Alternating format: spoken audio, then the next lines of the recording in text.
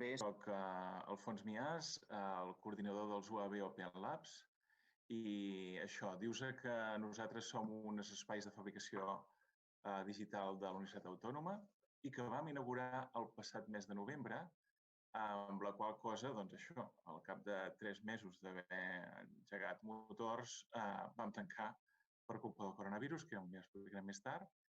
I això, i us explicarem en grans trets quina és la teoria del que volem ser, perquè això, comencem a caminar i encara no hem tingut temps de fer molta cosa.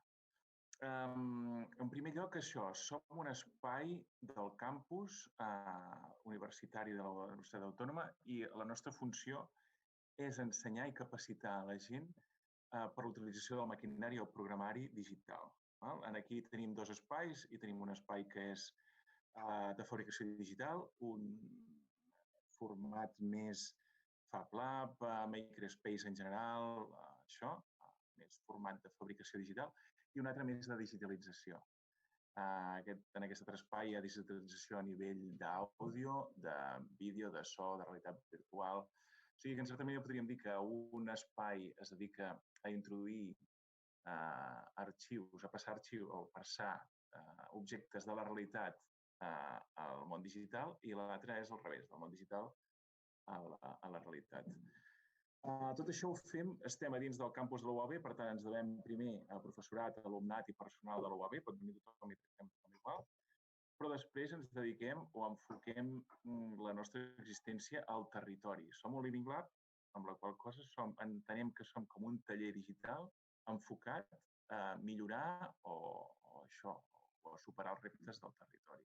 I això ho fem a través de la quàdruple hèlix.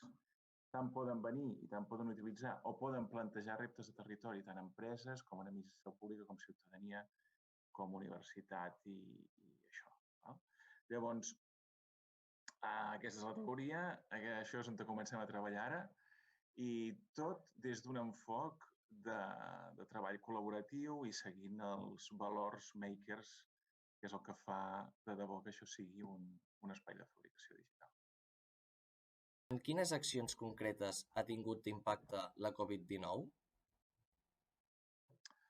El fet és que això, només vam començar, portàvem 3 mesos i vam haver de tancar per culpa del coronavirus, això va ser un inconvenient molt gran, perquè, esclar, vam perdre l'inèrcia, vam perdre totes les ganes que hi havia de començar, de venir, la gent havia sentit de parlar molt, vam estar fent uns quants anys de preparació, treball de camp i treball col·laboratiu per veure quins espais volia la gent. Hi havia moltes ganes d'assistir i portar un bon ritme i llavors vam haver de tancar i el fet és aquest que ara s'ha de tornar a començar, remar contracorrent fins que no tornem a agafar el ritme.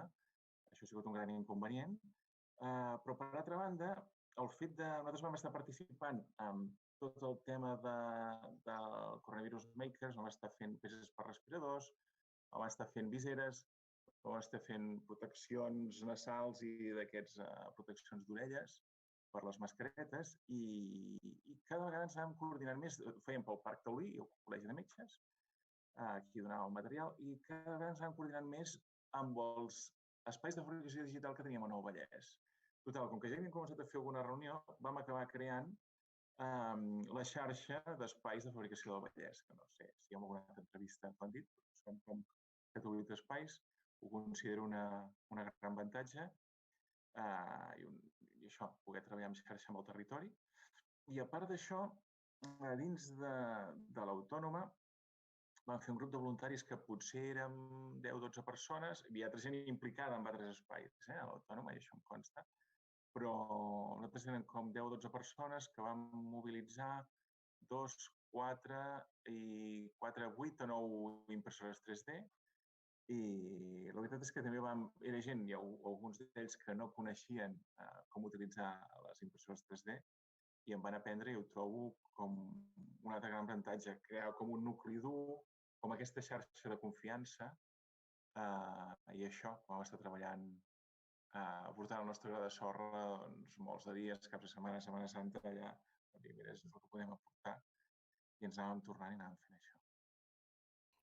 Com serà la societat del futur des de la perspectiva dels Living Labs? Bé, la societat del futur, hi ha dues bandes, podríem dir, dos aspectes. D'un és el que comporta la maquinària. La maquinària està canviant el sistema de producció, el sistema de transport, de comunicació, de consum dels usuaris. Llavors, això està clar que canviarà. Serà, entenc jo, gradual, almenys des del meu punt de vista entenc que serà gradual. Hi ha una tendència, crec, a consumir cada vegada o produir cada vegada més en local, més en petit. En aquest sentit, a l'espai que estava abans van venir tant la gent de Leroy Merlin com la gent de l'IKEA i van coincidir tots dos, allò, directius i dissenyadors i tal, van venir per separat, diguéssim, van arribar a les mateixes conclusions de que ja no farien més grans superfícies comercials on poder vendre i exposar mobiliari i altres coses, electrodomèstics o el que sigui, sinó que tindrien un espai de fabricació amb una tallera láser, amb una gran CNC i allà et feien els mobles que tu veuries amb un catàleg amb un ordinador, no? Llavors, la relació canviarà molt, serà tot molt més proper. I aquí sí que jo entenc que traurem a nivell de consumidors tres tipus... Bueno, a part de les cadenes de producció desapareixeran i serà tot molt més digitalitzat. Es produirà molt més a mida, tant a nivell de fabricació com a nivell de consum. A nivell de consum tindrem tres tipus de clients, podríem dir, formarem tres tipus d'usuaris. Uns usuaris o clients, en aquest cas, seran els que diran no, me'n vaig a la botiga i ho compro. Vale? Llavors, com ara actualment. Uns altres usuaris o clients seran els que diran no, jo m'ho vull dissenyar jo i m'ho vull portar a fabricar en un espai de fabricació. I faràs les làmpades, els plats, els gots o les cadires o la roba. I tindrem un terme mig que seran els que diran, ostres, no, que sé, jo potser dissenyo els plats i els gots i me'ls imprimeixo a l'app de prop de casa o l'espai de prop de casa, però en canvi les làmpades, la roba i tal, i les làmpades hi ha una noia japonesa que els dissenya, els penja a internet que m'encanta, per tant em descarregaré els seus dissenys, pagaré un tant o no i me'ls portaré a imprimir a l'espai de casa. Vale? Per tant, tindrem tres formats. L'actual, un de mig que serà això de disseny d'un altre, però tu t'ho imprimiràs a tot de casa, i un altre que tu t'ho faràs tot. Hi haurà una barreja. Part potser d'aquestes coses ens els farem a casa, part no, però hi ha aquesta proximitat. A mi m'agradaria pensar, a més, que no serem tan tontos d'agafar el plaç del petroli d'Aràbia Saudita, de Brasil o d'on sigui, portar-lo a Xina, que ja ens produeixin, que ens portin aquí el material com fem ara, ja sigui matèria prima o objectes fets, gastant CO2 i tal, sinó que direm, ostres, vull una cosa de plàstic, un raspall de dent, vull una pinta. Quin plàstic tinc? No tinc una ampolla que me l'he acabat, tinc una cadira que se m'ha trencat, doncs la trituro, em faig pèl·lets i faig per poder injectar o si no per poder imprimir, l'extruso per poder fer filament. Nosaltres ja estem treballant en aquest tema i espero que vagi per aquí també.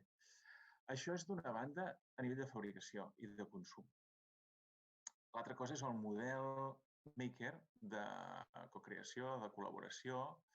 Amb aquestes màquines sabem que podem fer pràcticament de tot, però que els humans, com que no som ni herois ni déus, som molt limitats, tenim molts defectes, hi ha moltes coses que no sabem i moltes coses que fem malament.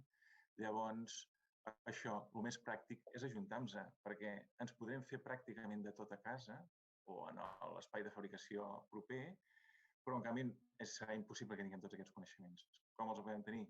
Ajuntant-nos, col·laborant, compartint coneixement, treballant en govern i, en certa manera, això ens permetrà que el coneixement deixi d'estar amb les grans empreses i la innovació pugui estar també al barri i que giri aquesta mirada. I nosaltres, això, per la meva experiència, és més difícil que aprendre a fer les màquines. O sigui, el de les màquines més o menys serà aquest dibuix, jo crec, però el tema de canviar mentalitats és molt difícil. Però vaja, és tan agraït quan treballes amb govern, amb la ment oberta, vius amb obert i això, i col·labores, que espero que la gent s'enganxi, si és una part de la societat.